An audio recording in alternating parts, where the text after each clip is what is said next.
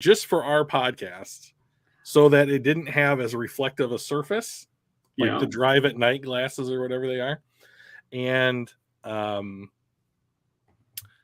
so that it wouldn't look like my eyes were that of a Japanese anime character. And so then I thought, if my eyes are coming through, I could probably try and wear this cap, which I dug out of my closet from like 5 years ago. So I like it. Your eyes are beautiful. Oh, thank you. It does bring out my eyes, which are blue. Yeah. If they weren't, you could tell if they weren't so recessed in the back of my head. But today on the podcast, we are going to be talking about the Lions roster turnover, which we're predicting for the next 2 years. For a couple of reasons. We didn't think that we could fit in all 4 years of the current roster in one show. We're trying to keep this to a single hour today. And 2 years seemed like a realistic time frame. 3 years out, and you're starting to really start to like project more than you are educated guess, so that kind of thing. But we do have some news and notes from around the NFL. So if you don't mind, I'd kind of like to start this one off today. Yeah, let's do it. By the way, welcome One Pride. Thanks for joining us. What's up? Is he in here? Oh, I'm on private chat. I'm not. There he is. Hey, buddy. What's going on, One Pride? So the Chicago Bears, we talked in an earlier episode, we talked about how I thought that the Bears were doing this offseason all wrong. They didn't spend much money in free agency. They let a lot of their own talent walk, and they drafted mostly players that weren't the top 5 positions of value. And then they also didn't support Justin Fields in any way that we could discern. However, I will say that I think that this front office is finally starting to make moves that I think will help Justin Fields. And they made 3 of them, and I think they're all noteworthy. The first move they made was they traded a 7th round pick for N'Keal Harry, wide receiver from New England. I'm getting to that one Pride. You're jumping the gun, buddy. Yeah. Now, N'Keal Harry's been a disappointment since the Patriots took him in the first round, I believe, back in the 2018 class. But I like this kind of investment for Chicago, where they are giving up what amounts to a shot in the dark and a 7th round draft pick for a wide receiver that at one point NFL teams thought warranted a first round selection, and for whatever reason did not work out in New England. I think that N'Keal Harry, if you get something like 600 yards, 60 catches, and a couple of touchdowns out of him, 100% worth it. 100% worth it. And to be honest, even if he's just a guy that could act as like a pressure valve for like I cannot remember the name of their other wide receiver that's really good. Maroney? No, that's not it. Allen Robinson. Oh, never mind. No, he's in LA. You knew that. I did. My point was that was their other quality guy, and they let him walk. Yeah, they did let him walk. So I think that because they couldn't tag him again, the league rules prohibited them from tagging Allen Robinson an additional time. But anyways, I like the move of adding N'Keal Harry as a low-cost option with upside. They signed Michael Schofield, a guard. The reason I know him is that he played for Michigan. He was in the 2014 class, so he's an established veteran at this point. He's a better pass-blocking guard than he is a run-blocking guard. And then they signed Riley Reif today, who has played at this point for every team in the NFC North except the Packers. So you should go to the first game, One Pride. You should go to the Eagles game. That's going to be a barn burner right out of the gate. So they have added what amounts to a left tackle, a right guard, which allows them to move their current left tackle, Borum, over to the right side. And they added at least another option in training camp, preseason, who knows, right? In order to help out Justin Fields. And like they did this, these are all low-cost moves. They're not committed to any of these players. And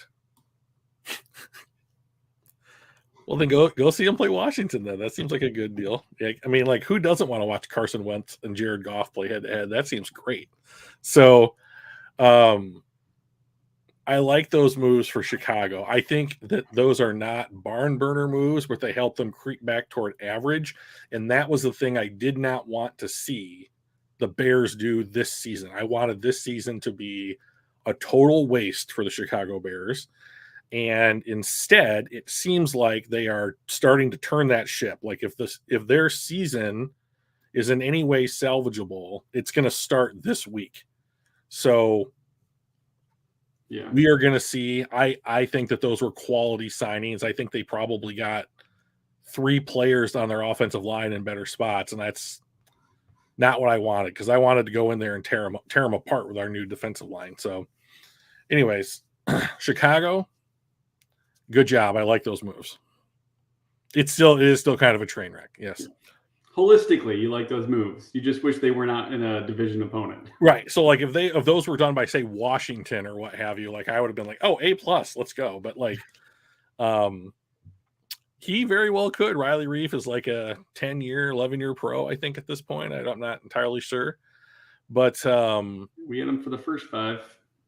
Yeah, and like, so we're in a Facebook group together about the Lions, and someone brought up today that Roquan Smith, the middle linebacker, top 10 pick, I believe, doesn't look like he's headed toward re-signing with the Chicago Bears. And she posited that the Lions should take a look at signing him in the offseason. And I was like, I do not want to sign a middle linebacker to a second contract when he was a top 10 pick in the league. And then another person was like, we should trade for Jesse Bates, who's a safety that, same kind of deal, like, but in Cincinnati. And I was like, I don't want to trade a pick so you can sign a guy to a market setting deal at not a top 5 position of value. Like, the Lions have made good, solid investment in their top 5 positions in each of their drafts. And they've kept I don't know, other than Trinity Benson, I don't know that they have made. Yeah, he might be a beast, but but like the point is that when Chicago drafted him, even though they used a top 10 pick on him, they got his best years when he was the cheapest. And so if Detroit signs him, they might still buy a couple of good years, depending on how the length of the contract. But they are going to pay 3 or 4 times what the Bears had him on a rookie deal, and you might as well just go into a draft and look to continue to draft linebackers, even if Rodriguez and Barnes turn out to be depth guys eventually on whatever this team ends up becoming. You don't need to go out and sign in free agency a player like this unless it's the last guy in the equation that you need. Yeah, they need to be the guy that tips you from a pretender to a like serious contender. Right. And so you're not spending the money in the most effective way possible, right? Exactly. And so like the Lions are just not in a point yet, I think, to go and say we can kind of put more eggs in one basket on this in this particular transaction in order to whatever. Like if the goal is to be mediocre or to make the playoffs and get bounced in the first round, then go sign Roquan Smith, or whatever. But like when it comes to particular positions, I think you're better off investing a second, third, fourth round pick on a guy that becomes a quality starter, and then really trying to invest in the positions that matter. Edge rusher, tackles, quarterback, cornerback. I think our back 7, no way. Hey, Crimson. I think our back 7's probably going to have to be retooled pretty heavily. So like Tracy Walker is going to end up being, oh no, Funky, we're kind of your family. So we understand. Thanks, buddy. There's going to be investment that needs to be made in this team at a bunch of different positions yet before it's all the wrinkles are out of it. And like, we've talked about players like Vaitai, Swift, Hawkinson, even maybe DJ Chark, like players that are going to be up for second deals. And we're going to talk about it today, predominantly, where how are you going to invest in this team future when it comes to like adding talent to this roster and spending your dollars intelligently. Right. Like, that's the point. Like, the thing that makes the Detroit Lions of this front office and this regime different is that they have a chance to not be the same old Lions and like to invest wisely. So, quick question for you, Drew. Yeah. So the link that you posted, I think, was the link to join Oh, discussion, adding video and stuff like that. Are we ready for that yet? Do we? no, we're not ready for that. We're not you have a ready lot for of that people. yet? All right. I did it wrong. I apologize. I thought I was smart. I'm not smart. Let me hang on. How many people you have waiting to come in? Just Crimson right now. Oh, I tell them I apologize. Well, you're speaking to him as well, so. All right, let me whoops, hang on. Here's the real link. Control. Sorry, Crimson. False alarm. I'm sorry, buddy. That's on me. We're not taking guest stars quite yet. We're not as sophisticated as Luke is.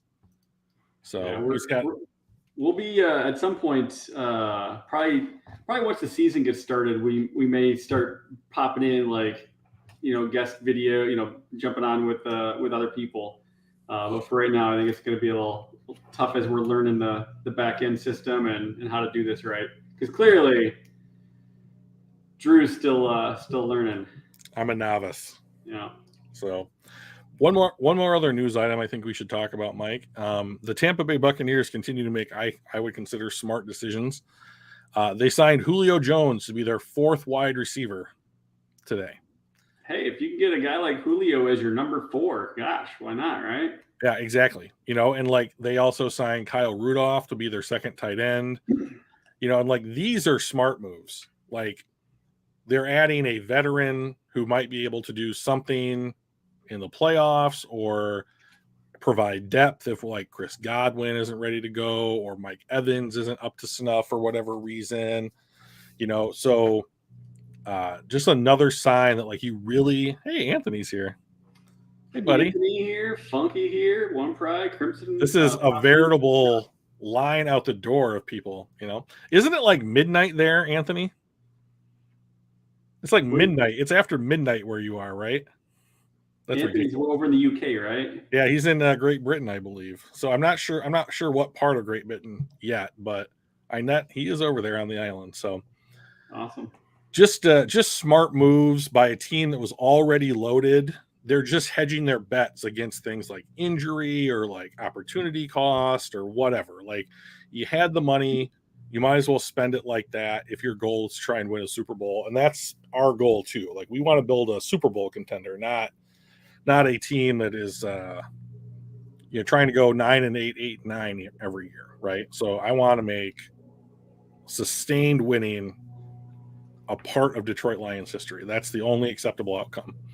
Well, that's part of the conversation around that. Do we go after guys like Smith and throw big money at it? And sure, if we're a guy away or a guy and a half away from the Super Bowl, right? But like the Rams. And I think you mentioned earlier, if we're just trying to get to the playoffs, sure, go for it. You're kind of mortgaging your future. We have to treat this as a oh my gosh, I'm completely drawn a blank. The fantasy football teams that you keep. Dynasty. Dynasty. I was thinking legacy, and I knew that wasn't right. Oh, you were close. You think of it as a dynasty league. Like, are you going to want this guy long term? And based on the cap hit that he's going to have, what's that look like for your team 2, 3, 4 years from now, not just this next year? If we sign him on a 1-year contract and we have room, sure, why not? Yeah. It'll help us. It'll help, get some guys some mentoring. It'll take some snaps away from young guys too, so there's some give and take there. But if you're looking at signing, and he's not going to, a guy like him, he's not going to sign a 1-year deal. He wants a 4 or 5-year deal. So he'll want a legitimate second contract. Now, One Pride has asked an excellent question, Mike. and we should bring attention to it. What's the linebacker market going for? Well, I'll tell you. Let me share my screen. Crimson, he's been hibernating. Can you match Southern Lions? Like it? All right, let me. Can you see my screen, Mike? I can. So this is overthecap.com. It's a fantastic resource if you want to learn about the salary cap implications for teams. So one other little point of order today is that Darius Leonard from the Colts said that he wants to be known as what his family refers to him by, which is Shaquille. So officially now, Darius Leonard for the Colts will be Shaquille Leonard. So that's who he is. So One Pride.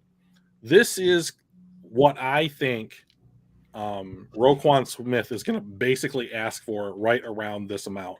If you look at Shaq Leonard and Fred Warner here, 26, 27 years old, right around Roquan Smith's age, they are averaging 19 to 19.5 a year on their deals with basically they're getting almost $100 million contracts.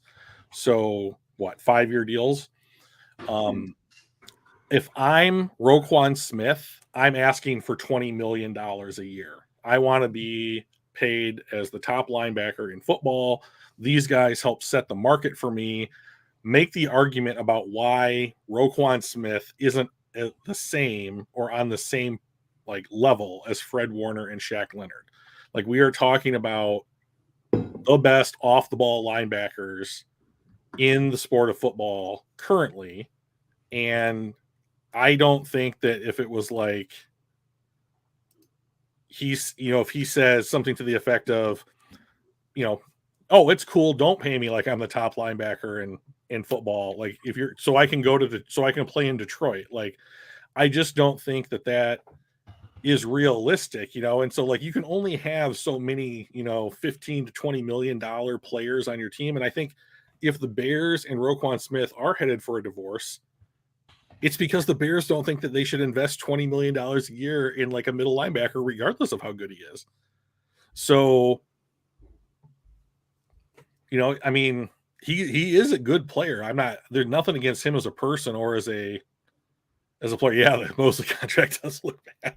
And that's just it though. But when the Jets signed CJ Mosley, he had the reputation that Roquan Smith has right now, which is that he was an excellent off-the-ball linebacker, the stalwart middle of your defense, excellent communicator, could put his nose in there, do a bunch of different things, everything that you hear a CBS announcer during a game or someone during the pregame show might say about a middle linebacker. And here's a guy. Yeah, exactly, right? Perfect. Yep. And you're like, oh, well, we got to have that. That is an old school dude. He eats nails and he's just going to work hard. He shows up great, and culture and intangibles and all that stuff. Second coming of Chris Spielman. Exactly. And you still don't want to pay that guy $20 million.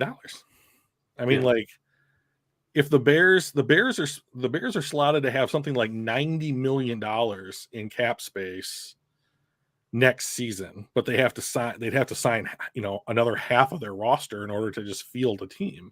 Yeah. So I don't think that it's a feasible thing for them to do. Yeah, Crimson asks if we're concerned about injuries, and he clarified Romeo, Pascal, Jerry Jacobs. Might as well throw Okuda in there as well, since with his injury past. But I think this year, to me, I'm not super worried about injuries. This is not the year that I think we're going, to make a deep run in the playoffs. So if this year we have some injuries, it keeps us down, it gives us a better draft position. And those injuries typically allow those younger players to get some more snaps that they wouldn't have gotten otherwise, which can kind of help elevate and escalate their career a little bit quicker. So I'm not super worried about injuries, only because I have no expectations of a deep playoff run this year. Now, if I was the Rams, if I was Tampa Bay, Green Bay, I'd be really concerned about injuries, because that's, I've got expectations of potential Super Bowls. But for the Lions, nah, I'm not super worried about it right now. I just don't want to see anything that's a long-term injury. I'd mirror that sentiment. I think that it sounds like Okuda is on track for training camp. He's was not listed on the PUP list, and it sounds like Pascal's injury's kind of been nagging at him since either the end of the college football season or like since the draft or workouts or what have you. So I'm a little worried about that. Like nagging injuries tend to remain nagging, so I'd want him to be healed up entirely. Romeo is coming off of an ACL, so I'm not thrilled with him. I would imagine that he's probably out until the bye week. So he's the one that I'm really concerned about of those guys, just because he's that much older. Jerry Jacobs, he played really well, considering he was an undrafted free agent.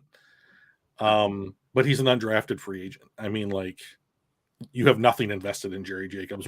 Do I want him to heal up and be a good player? Yup.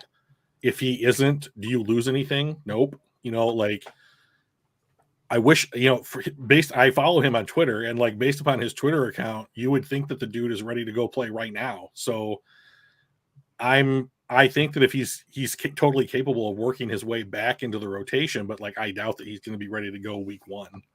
So yeah, I think that there's going to be, Mitchell, Romeo, Pascal, Jacobs, they all have a chance to miss the first portion of the season, but the Lions have better depth now. So, and I think that the thing that's going to really help them is that their depth has shaken out. Like they have a better idea of who they are, like 1 through 4 at a bunch of different positions than they did this time last year, where they were basically just like, you'd see Trinity Benson and Cephas and St. Brown out there together. And then you would see Khalif Raymond and, St. Brown. And like, you just had all these like random assortments as they were just trying to figure out their best lineups. So I think that that's done with, and you're starting to move forward.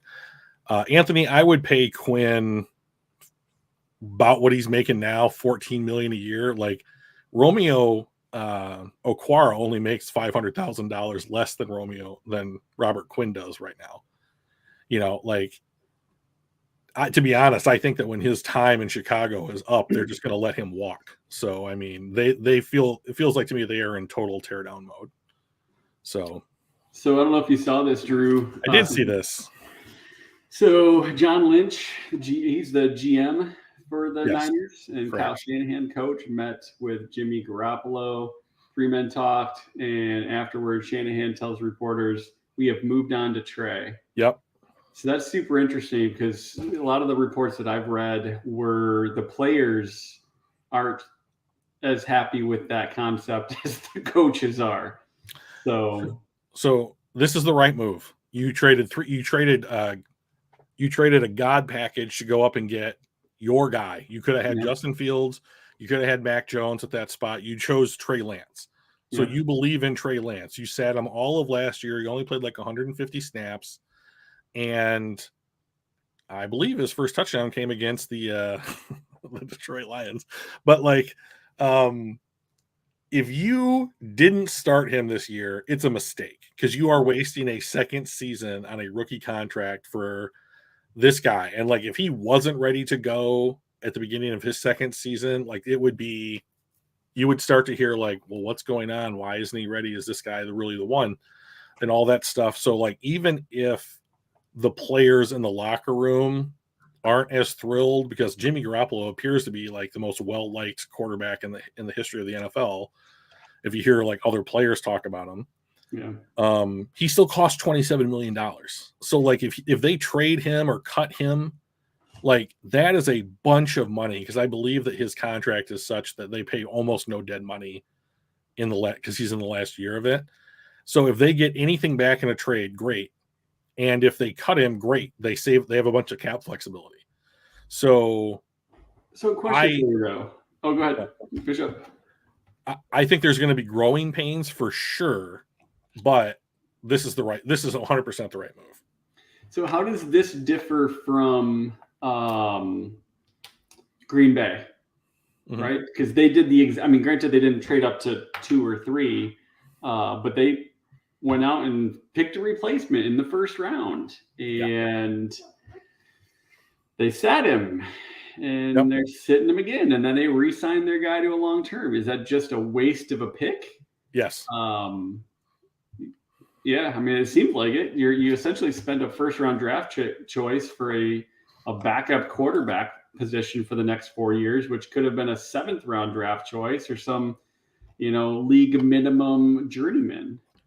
So they draft Jordan Love. Aaron Rodgers then goes out and has an MVP caliber season, right? So then what do you do? Like this is fear. This is this is the number one problem I think that NFL GMs have when it comes to roster building is I'm afraid to move on from a quarterback I know can do X. Like Jared Goff is a starting caliber quarterback in the NFL. I think that one of the reasons that the Detroit Lions have not pulled the trigger on getting any kind of quarterback competition is that they know exactly what he can do. So he is buying you all the time in the world. And then once Aaron Rodgers went out and had his MVP season, and then it was like, you guys really going to move on from me? Come on. I am this entire franchise. And then they gave him the bag. And like, he is going to play out there's no way that he is not going to play out a season where he gets $50 million to play football, even until he's 40 or 41 years old. So Jordan Love, they have already told him, we are not committing to you. Yeah. And so you're wasting his rookie deal. You might as well trade him for anything, just to recoup some of the investment, and so that you can start building the team back again, because you're going to be paying Aaron Rodgers just this ungodly amount of money.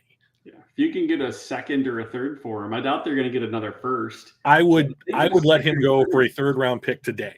Yeah, and that's essentially free money for them, right? They get another draft piece that they can use to continue to build around Aaron Rodgers for the next 3 years. Next 2 years, because it would be, I guess next 3. But yeah, I mean, and they can go find somebody that's a league minimum kind of guy that's going to be at the end of their career. They don't have to worry about what value does he have and all that kind of stuff. So it's just this is, I mean, like, if you moved on from Aaron Rodgers and Jordan Love didn't work out, it's your job. Oh yes, forever. Not just this job.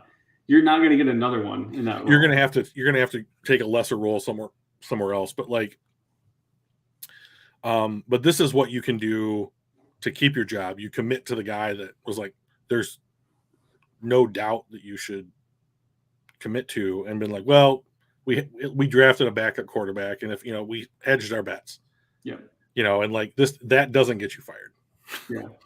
There was in technology, there was a saying that back in the day was nobody got fired for buying IBM. It was the known vendor for your technology and stuff like that, and if you went with some unknown vendor, something might happen, but no one ever got fired for buying IBM. No one got fired for sticking with an MVP quarterback instead of ditching them for an unknown, right? So shall we get into the main topic today, Mike? Let's move into kind of the main topic here, which is kind of just exploring the next 2 years of our expiring contracts.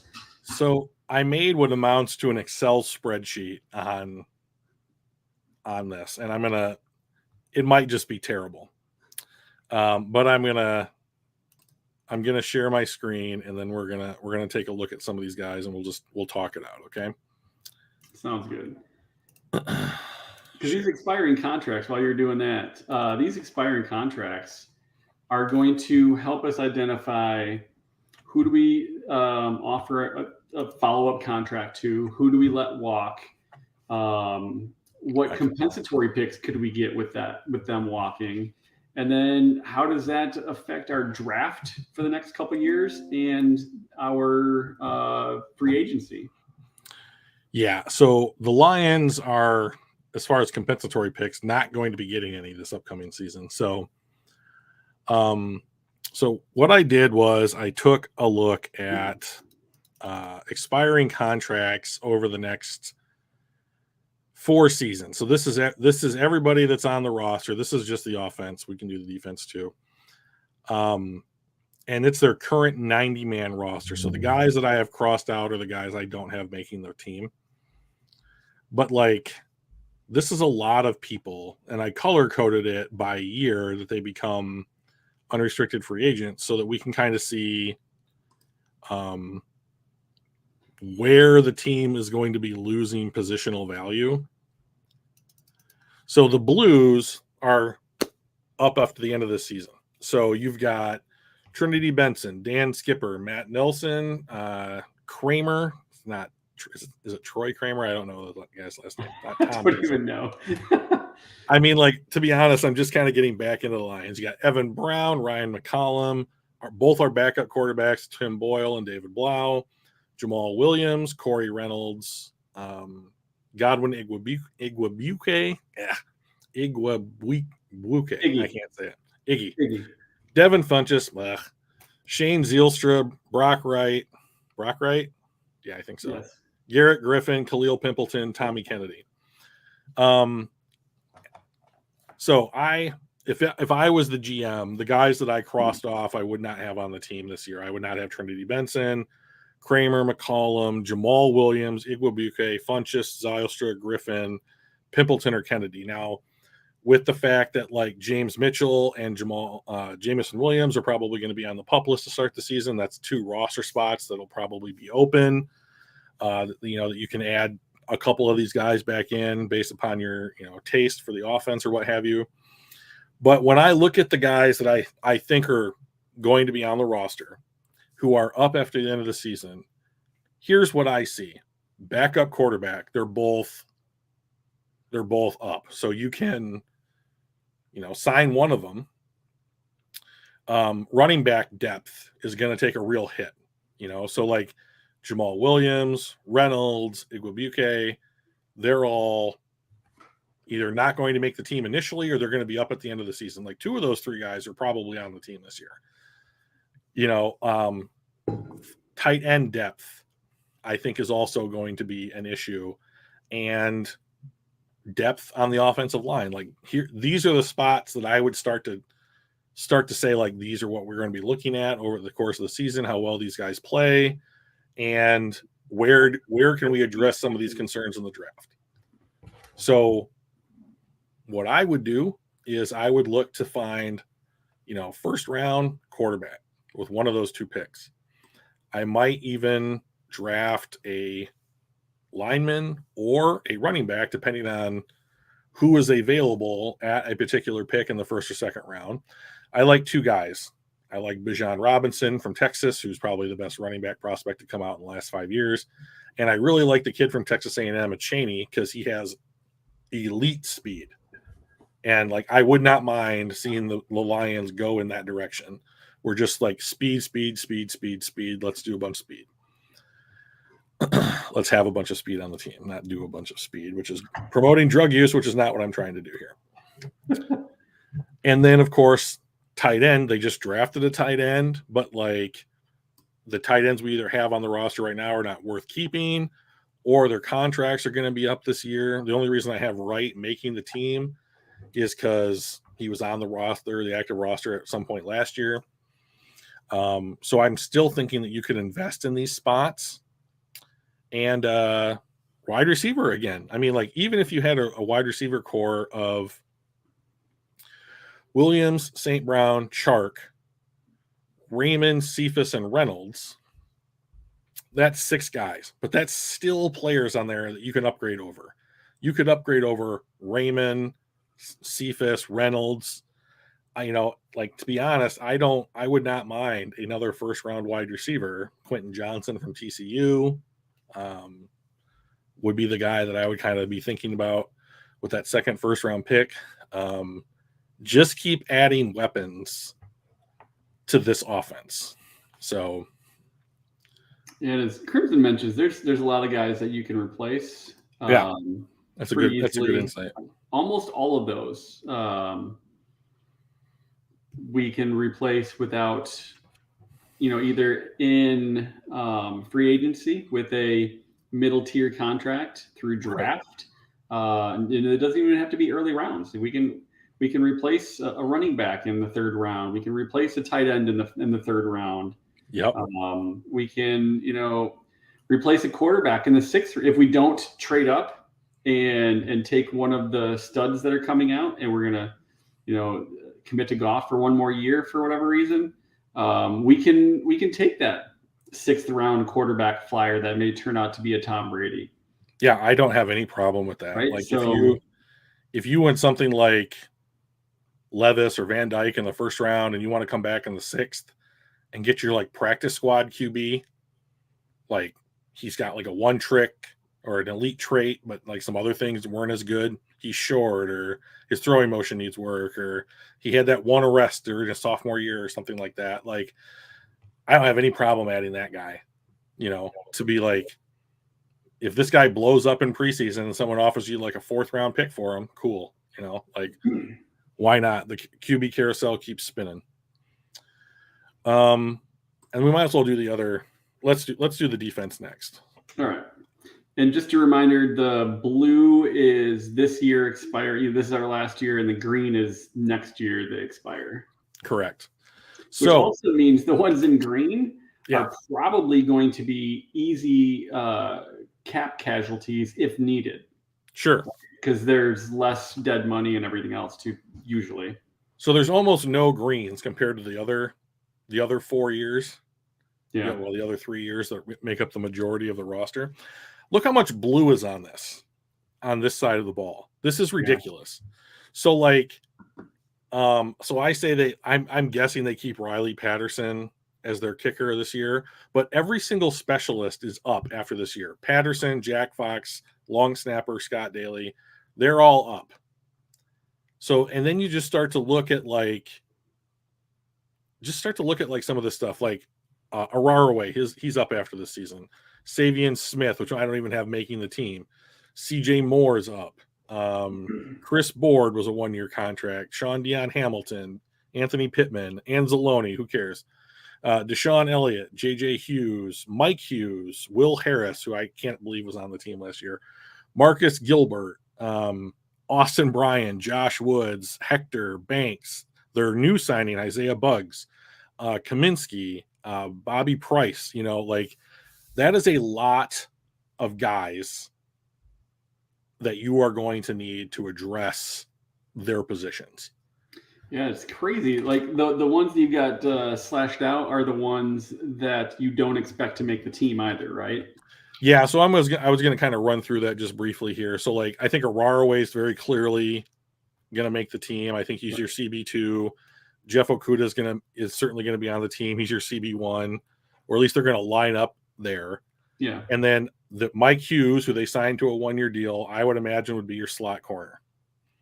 I have them as like a base nickel package. Yeah. Then you signed Deshaun Elliott. I imagine that he's going to be like head into the season as the starter. Anzalone just played so poorly last year that I would at least start Chris Board over him and like have their reps be 60-40 or whatever until one of them can like just separate themselves, I guess. Yeah. And then I have the other starter as Rodriguez solely because the linebacking unit is the worst on the team. Kaminsky, they spent a waiver claim on when they didn't have to. So to me, that says that they are bringing him in for at least to be a backup. Probably not a starter, but at least a backup. Yeah. Penasini retired. So they signed Isaiah Buggs, who was with the Steelers and then with the Raiders for a part of last season. I think that he's probably going to be on the team as well. Like things like where the Lions have made small investments, I think they want to see those guys for more than one season. Yeah.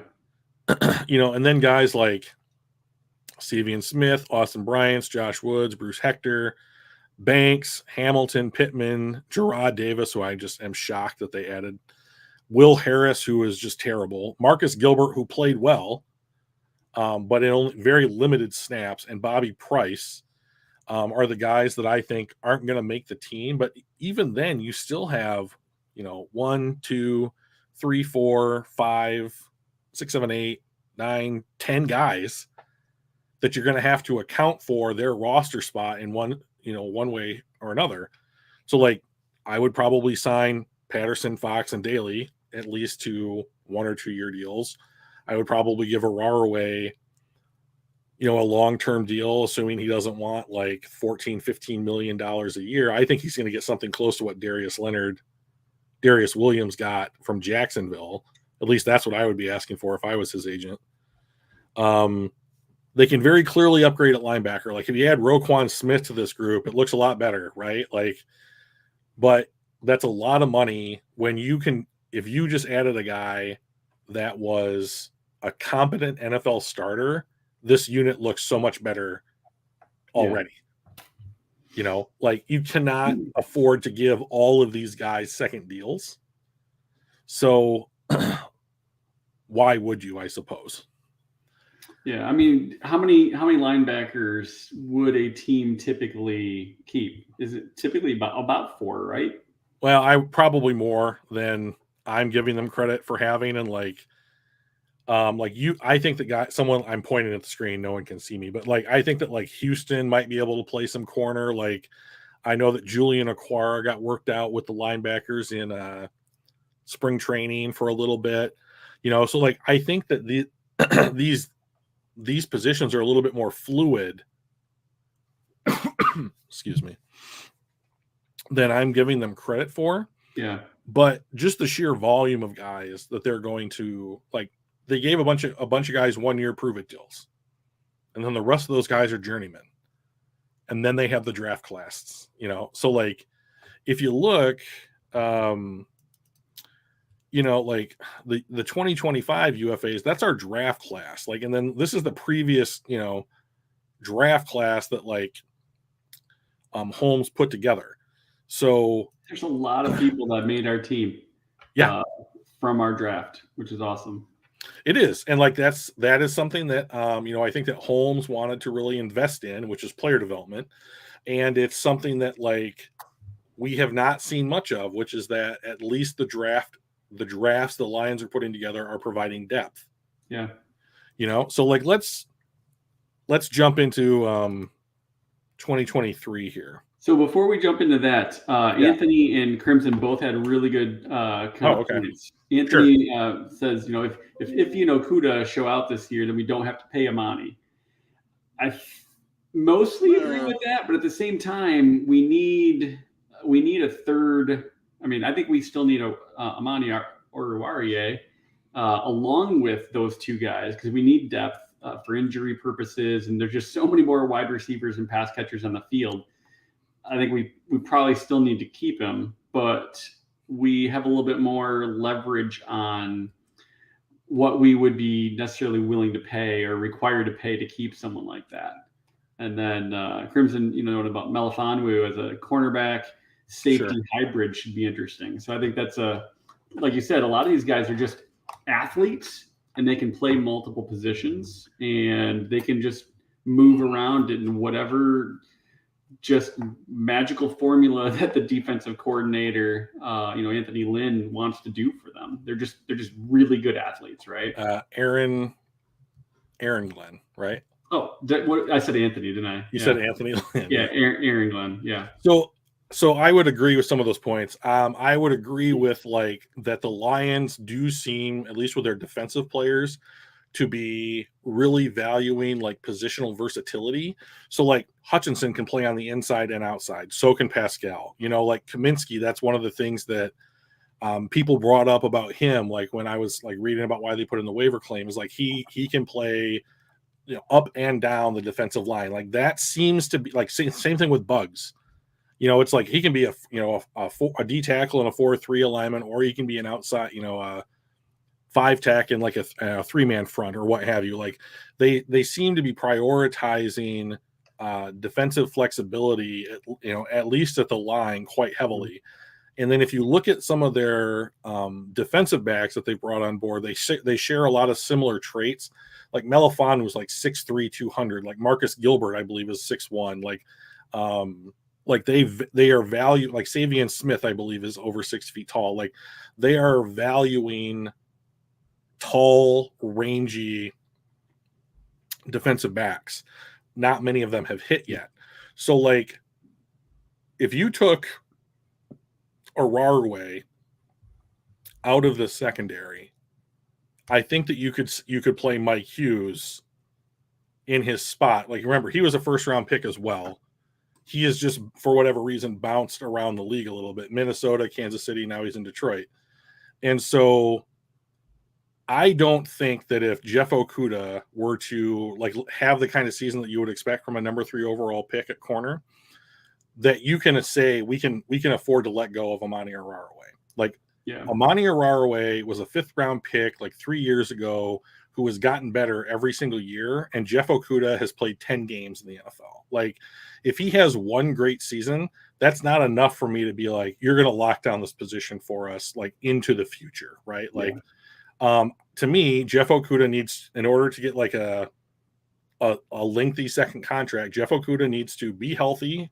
I mean, like 13 plus games, and like play well this season. And then he needs to do it again, because like, I think that this season would warrant, if he played well this season, that would warrant picking up his 5th year option. He has not been to a Pro Bowl, so that 5th year option is still a savings. And then if he plays well in 2023, you could warrant giving him a second contract. But if those things don't happen, I would cut bait. So like, in this upcoming draft, if they don't go quarterback for whatever reason, say they're actually believing Jared Goff, I would imagine that Brad Holmes would turn his attention to the defensive back 7 as like, this is where we are going to invest. Because look at this beautiful color-coded Excel spreadsheet that I got put together. Like, there is a lot of either bad players on longer contracts like Brady Breeze, Kirby Joseph is going to be a rookie. Malcolm Rodriguez is a rookie. Like, Will Harris is bad. Chris Boswell's bad. Gilbert's not good. AJ Parker played well at times. We don't know about Melifonwu really. Like, they took a 7th rounder on Chase Lucas. Jerry Jacobs is coming back from an ACL. Savion Smith's probably not making the roster. So like, you could easily add another safety and another starting caliber cornerback to this roster, and just being like, we're going to continue to add and continue to add and continue to add until we're winning games. Question for you on your spreadsheet here, which is one of the sexiest spreadsheets I've ever seen. How could it not be? Thank you for saying that. Right. What are the numbers next to him? So you got Taylor Decker, 75.5/27.9. So what does that mean? I am using PFF's site for these stats. And so this is the player, his PFF score, his overall score last season, and his age. Oh, his age. Okay. So what I wanted to be able to do is, at a glance, I wanted to be able to say, how long are you on the team? What did you play like last year? How old are you? Yep. And so like, there were some things that I thought were like really interesting. Like, did you know that Godwin Igwebuike is 27 years old? I did not. Right? I mean, like, even if he's like, you might just want to get rid of him because he's approaching 30. Now you could say we could have him on the roster for another year or two, but like, if you're the 4th running back on a on a roster or what have you, and like, or you're just primarily a kick returner, like, I can open up your roster spot. Yeah. So I think that you're going to probably need to do the sign a bunch of guys to 1-year deals for depth and development purposes, draft another class at the end of 2022. And then in 2023, you will have like filtered all the gold to the top or whatever. And like, now you're able to actually like go out into free agency and make a splash if you want to, or start awarding second contracts to players. And this is the year that I think is really going to determine the end of the 2023 season. I think it's going to really determine like what the Detroit Lions are going to look like for like the next 5 or 10 years. So let's talk about 2023 real quick. I know we're trying to keep this to about an hour. Right. We got about 10-ish minutes left.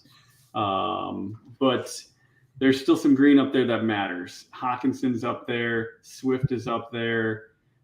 Jonah Jackson's up there as a free agent. Those are guys that Khalif Raymond, I don't really care. I mean, maybe we'll see. If we draft a wide receiver in this next draft, he's probably a guy that's going to walk.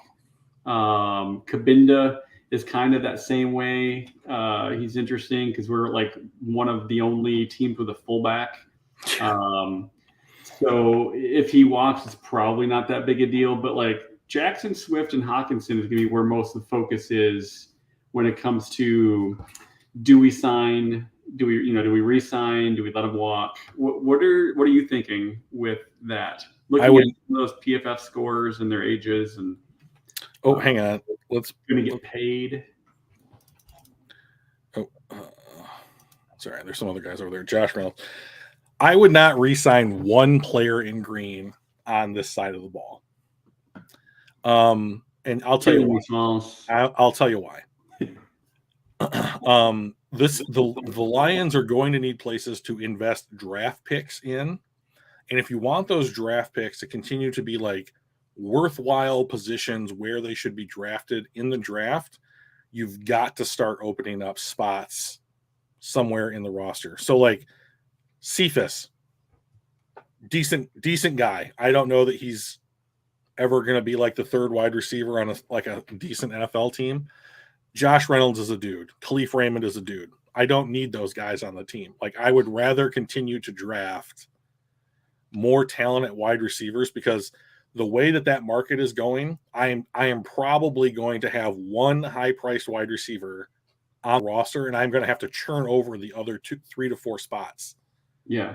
So I am banking on that player being Jameson Williams. Like I might give Amon-Ra St. Brown a second deal if it's reasonable, but like I probably don't want to do it with Chark. I probably don't want to do it with Raymond, Cephas, or Reynolds. So I'm going to want to be able to continue to draft either if I'm picking late in the first or early in this, or some point in the second round. I'm going to want to be able to like pick players that matter there. And like draft history tells us that you can get like good quality starting level wide receivers 25 through 40 in the NFL draft. Jonah Jackson's a guard. I mean, congrats. You made the Pro Bowl as an alternate. I have invested in Taylor Decker, Frank Ragnow, and I'm going to invest in Penei Sewell. I cannot give every player on this team a second contract.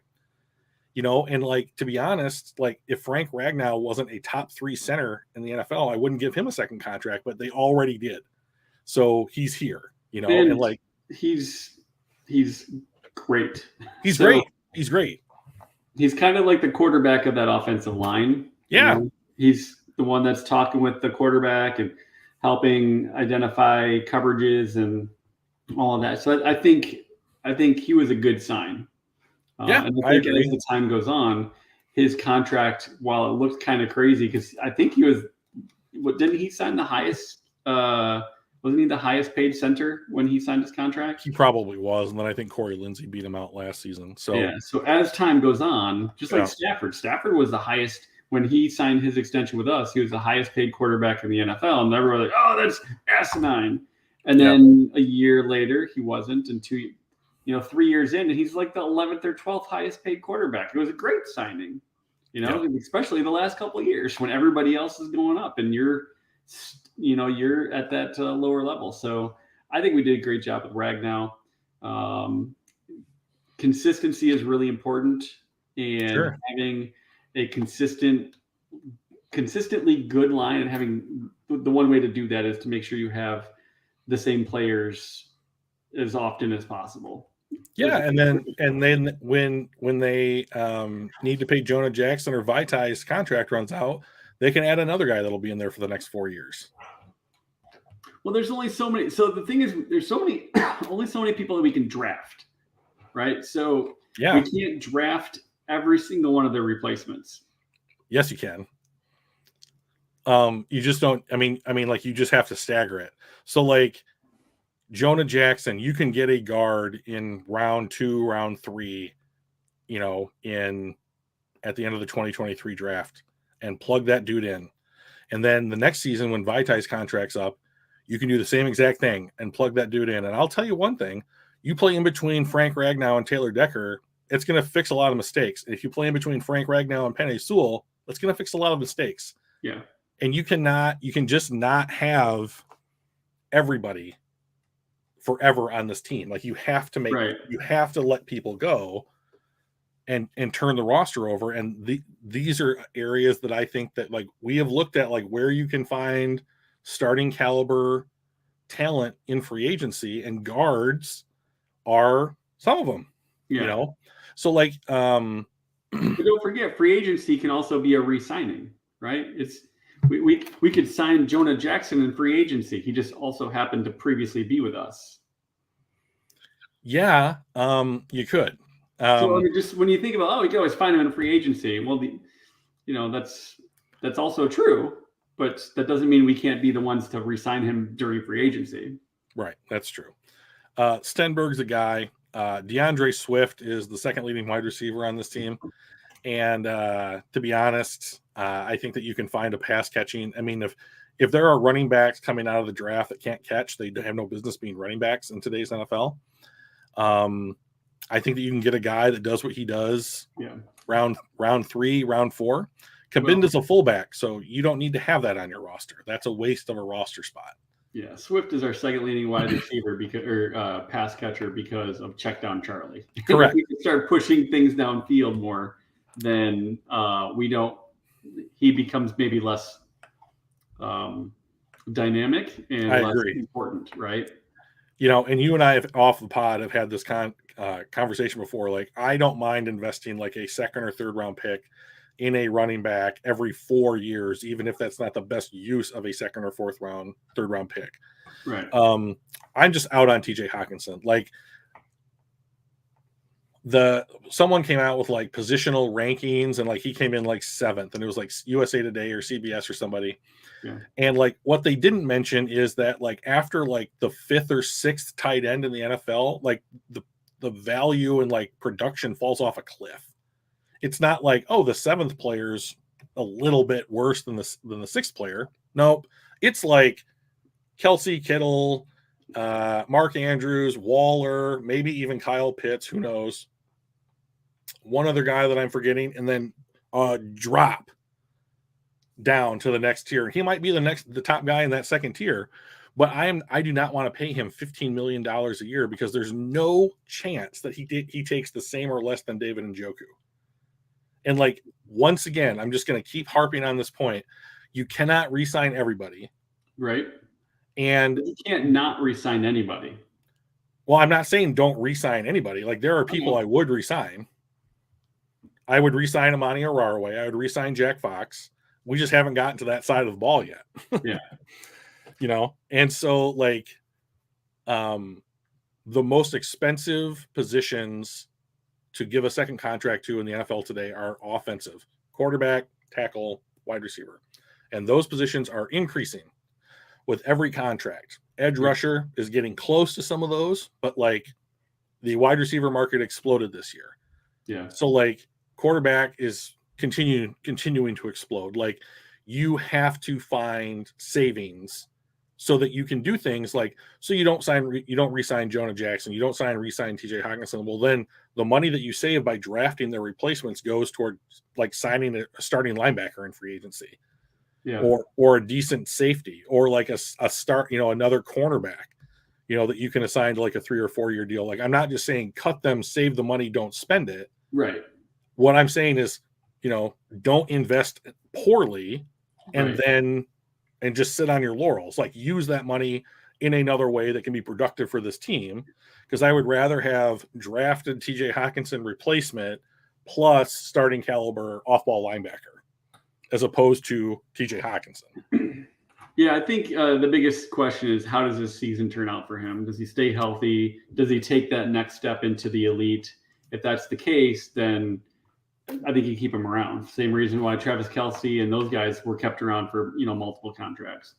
Exactly. If he doesn't take that next step, then it really comes down to what's your asking price. Because if your asking price is though you did take that next step, I don't want you. If your asking price is, okay, I didn't quite take that next step, but I'll, this is where I'm at, maybe we do that. Let's take a peek at the back end here. Not as much going on in the back end here. No. So Brocker's contract, unfortunately, is such that like you don't save money by cutting him until he is in his last year. Yeah. So I think that regardless, like he played very, very badly last season. And like, I think that you're stuck with him because of the way that his contract is structured, which the Rams did, I believe. So they tend to format their contracts differently than a lot of other teams do. So I think that that's interesting. Like, I think one of the things that they do that others don't is I bet they've got some big ass Excel spreadsheet that has their cap hits in their salaries for the next 4-6 years, all the way to the last possible one. And what they're doing is they're projecting. They're like, you know what? We'll have your average be say 20 million a year, but you're going to get 10 million this year. You're going to get 30 million next year. You'll get 25 the year after that, and they're just going to kind of fill in the years to kind of fit what they think that budget's going to look like. Those in the future there, and I think that's kind of a brilliant way to do it. It's really difficult because you don't really know what the future holds, but I think as you do that, it does give you some of that flexibility to realize some savings in year 3 of something, because I know we got to re-sign our quarterback that year. So how about this? I'll give you more in year 2, less in year 3, and then voila, we can re-sign that quarterback. We can re-sign Aaron Donald, whoever. And I think the Rams do that pretty well. And I think that's something that is probably very difficult for GMs. But I'm assuming they've got to be doing that, right? Something like it. I mean, if you're not projecting out your salary cap on a yearly or bi-yearly or whatever basis, I think you're probably doing it wrong. And for every single contract, every single contract that you're going to go and sit and re-sign a free agent or re-sign an existing person, I think you have to go, this is what everything looks like for the next 5 years, and how do I slot you into that kind of stuff and still give you the average annual value you're looking for. Yeah. So here on the defense, you've got a lot less green. You've got Jeff Okudah, who we kind of talked about already. Brockers, who I think is just a guy at this point, who is someone who's not 25, who can be an adult, in the locker room, what have you. Cornell, who I think at best is a depth player. And Julian Okwara, who seems like it's a man without a position at this point on the team. And to be honest, like, probably our number one trade chip if another team came calling looking for a player, right? So he's flexible, and he's athletic enough where he could flex back into that linebacker spot if he and he might have to, spot, right? He might have to be honest. But like, there's a lot less green here. I mean, so I think that like Jeff Okudah has yet to prove anything, and Julian Okwara, I think his biggest claim to fame is that he's the younger brother of a better player on our team. And we traded for Michael Brockers just to have some depth on that D line. And to be honest, like Onwuzurike and McNeil did not have stellar freshman seasons, right? Rookie seasons. And so when I talk about investing, like I am not convinced that our players are all going to work out, and so like the goal is to win a Super Bowl. The goal is not just to make the playoffs again. Yep. So like, is to win all the Super Bowls. My goal would be to win a Super Bowl every year. Right. Yes, Anthony, it's not as simple as plugging a new guy in. However, based on the fact that a bunch of players were hurt on this team last year, and they still decided, and were able to put like a functioning offensive line together, is, I think, testament to the fact that you can add in new players. And like, to be honest, if the difference is like, I'm going to add a player that we think is going to be a stark upgrade over a player almost anywhere on the roster, the Lions need to do it, because I'm sick and tired of losing. Yeah, and so the offensive line needs continuity, but if those guys can't figure out how to work with a new player, whether it's like a replacement for an injured starter or a free agent that was signed or a draft pick or whomever else for whatever reason, like tough shit, to be honest. I mean, these are professionals. Like, it's not about feelings at this point. It's about like concept is next man up. Yeah, so if you can't work with the next man up, then you get hurt, you might not play again, right? Like Drew Bledsoe in New England, right? Like he ended up being Dallas's quarterback after he got hurt. So, like you should never expect that there's anything that's just going to be given to you because you were the starter week 1 on a team. And like, to be honest, like Vitae and Jonah Jackson have not shown what I would consider to be like, PFF has them ranked as like the 25th and 27th best guards in the NFL. And that's pretty good, but what's better? The 21st and the 20th best guards in the NFL, Right. So you can get better, and you should try and get better, and you should never stay stagnant just because. So I'm looking forward to the future moves that the Lions make. I'm going to try and guess, what those future moves might be. But I really think that the Lions, cannot pay everybody, even if they're good in the locker room, even if, it was, their pick or not their pick, as far as the front office is concerned. Like, you're going to have to make hard choices. And like the choices you're going to be made, the number one reason should be, did we get better by doing this? And like, they're people, and I, but I don't work with them every day, and it's like, I think, so yeah, I'm sorry about that. I posted the wrong. Love you, man. Yeah, it's just like, you can get better at places. You should get better at places. Like, the offensive line is good. That's great.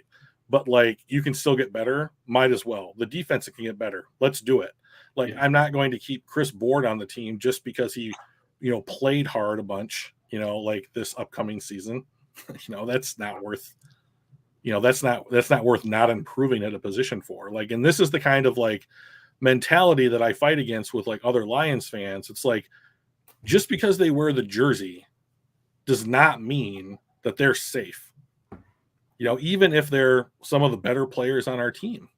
Swift, keep getting better. The entire point is incremental progress, incremental improvements. And even when you reach the pinnacle, you win a Super Bowl, you know what you're trying to do next year? Incremental improvements. Yeah, look what the Rams just did this offseason. They added Bobby Wagner. They re-signed Aaron Donald. They re-signed, who was it? Cooper Kupp. They extended him. Like they made serious investment both in the draft and with their checkbook in order to get back to the Super Bowl. Right.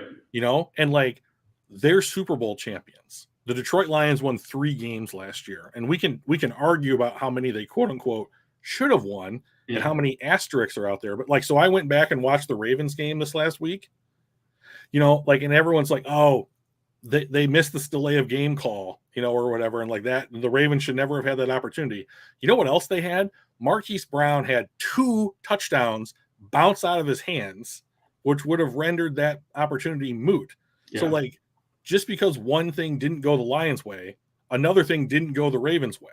Yeah. And so it's like, those kind of discussions are very easy to punch holes in. Yeah, the coulda, shoulda, woulda, if game is one of those things where I see a lot all the time, especially about as a Stafford fan.